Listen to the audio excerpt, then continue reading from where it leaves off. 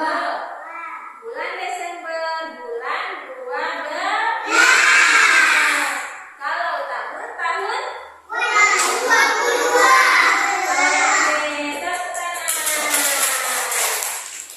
Sebelum kita mulai kegiatan, kita baca doa.